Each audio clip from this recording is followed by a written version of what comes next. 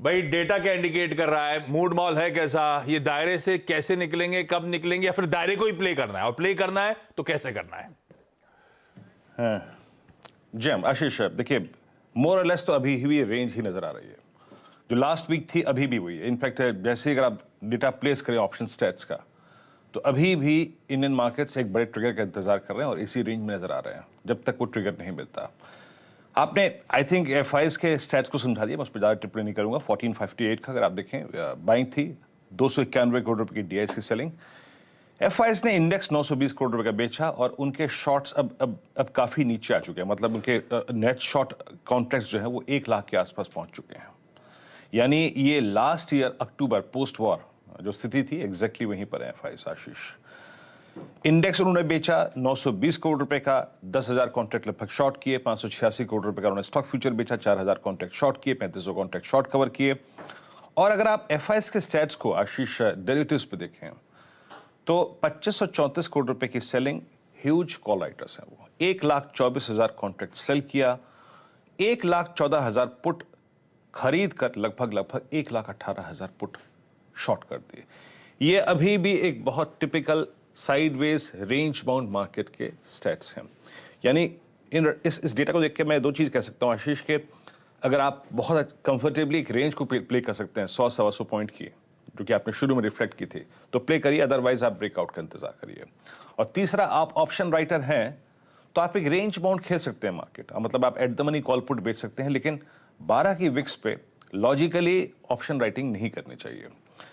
अब आते हैं कि डायरेक्शनली अगर आप देखें हमारे पास रेंज क्या है, स्टैट्स क्या है। जरा प्लीज आप कॉल्स और पुट्स लेके आइए। 18,000 की कॉल में अभी भी सबसे ज्यादा आउटस्टैंडिंग वाइट 64 लाख का खड़ा हुआ है आशीष, और पुट में इतना ही लगभग पुट कमांड करती है 17,800 की 65 लाख का आउटस्टैंडिंग वाई। यानी इन दोनों कॉल्स और पुट्स का आउटस्टैंडिंग वाई सेम है।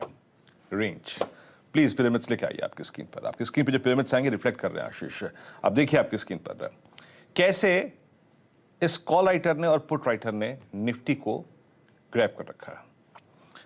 18,000 और 17,800, ये ब्लू वाइल्ड कैंडल और ब्लू डार्क कैंडल, ये एग्जैक्टली जोन है आशीष।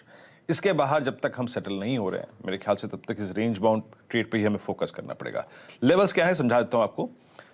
17,886, 924, ये 900 का कॉल राइटर है। ये अमूमन हमारे पिछले 3 दिन के सेशन का हाई है आशीष।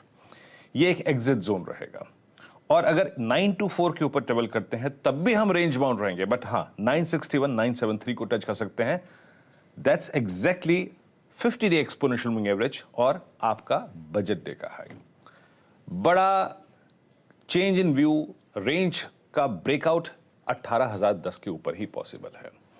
नीचे क्या, नीचे 17,789 और 17,756, यह आपका इस रेंज का पहला बेस है। इस डिप के को उठाइए फायदा, अगर आप देखें इस रेंज को प्ले करिए बेस 1 और RS1 के बीच में। Same is the case with Nifty bank आशीष।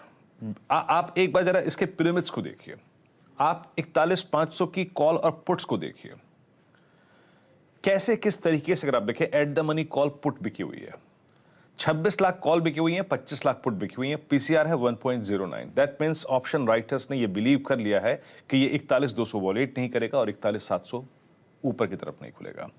याद रखिएगा पिछले 5 सेशन का लो है exactly 100 day exponential moving average, यानी 41,100, 41,200। पिछले 5 सेशन का हाईएस्ट क्लस्टर है एग्जैक्टली 20 डे में, यानी 41,650, 41,710। अभी भी बैंक निफ्टी को प्ले करने का फंडा यही है, base 1 to by, RS1 to exit. कोई बड़ा स्विंग ब्रेकडाउन तभी आएगा जब आप 41,000 की रेंज को डिसाइसिवली अवॉइड कर देंगे। 41,000 का टूटना मतलब 41 का वॉल्यूशन और 100 डेमा का टूट जाना, या फिर ऑन द हायर साइड जब तक हम 41,760 के ऊपर सस्टेन नहीं हो रहे हैं एक सेशन एटलीस्ट, या फिर 15 मिनट्स एटलीस्ट, अगर आप देखें 5 मिनट की 3 कैंडल्स, तब तक इस रेंज को ही खेलना है आशीष। बहुत रेंज बाउंड है, बहुत रेंज बाउंड है इस लेवल जो वीरू